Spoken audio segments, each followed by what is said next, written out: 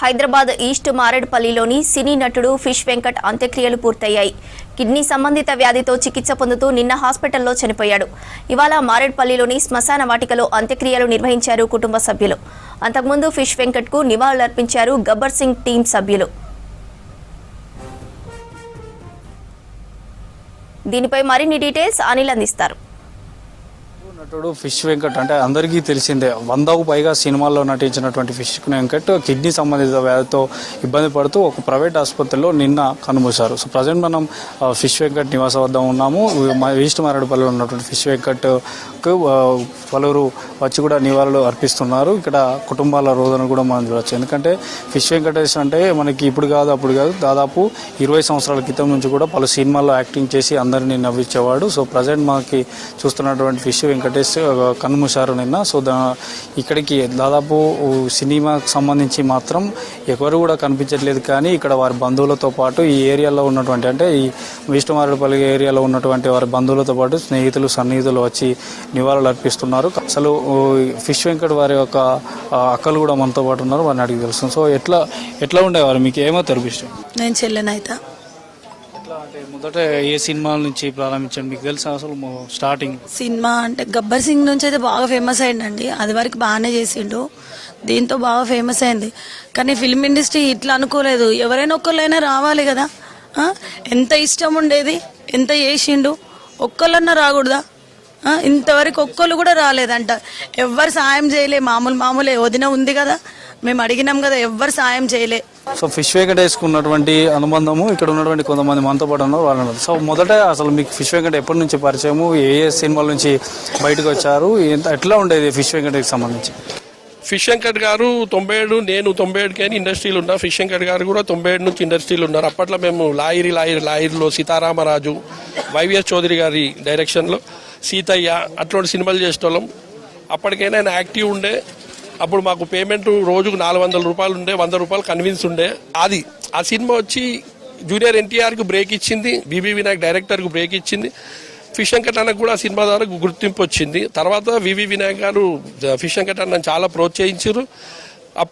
తర్వాత ఫిష్ వెంకట్ అన్న మా రేంజ్ చేంజ్ అయిపోయింది. మాది 1000-1200 మా జీతం. కానీ ఫిష్ వెంకట్ అన్నకు వాస్తవంగా చెప్పుకోవాలి మనం, కానీ రోజు 10,000 రెమ్యునేషన్ వస్తుండే, నెల 30 రోజులు బిజీ ఉంటుండే ఆయన ఫిష్ వెంకట్. అయితే ఆయన వినక్తి ద్వారా ఆయన బాగుపడ్డారంటే, తెలంగాణ నుంచి బాగుపడ్డారంటే ఒకటి నర్సింగ్ యాదవ్ ఒకటి, తర్వాత ఫిష్ వెంకట్ ఒకటి. మంచిగా ముఖ్యంగా బాగా క్లిక్ అయ్యిండు బయటికి జనాన్ని.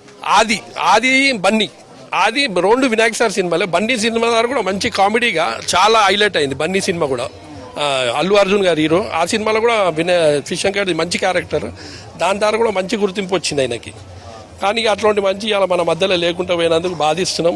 సో మనతో పాటు గబ్బర్ సింగ్ టీం కూడా వస్తుంది. సో వారిని కూడా అడిగి తెలుసుకుందాం. సో ఫిష్ వెంకట్కి సంబంధించి వీరికి ఎట్లా ఉండేది అనుబంధం, ఫిష్ వెంకట్కి సంబంధించి గబ్బర్ సింగ్ టీం కూడా మనతో పాటు ఉన్నారు. అన్న ఎట్లా ఉండేదంటే మీకు ఫిష్ వెంకట్ తోటి మీకు సంబంధం కానీ, సో సినిమాలలో ఎట్లా ఉండేవారు మీ అంతా టీం కలిసి?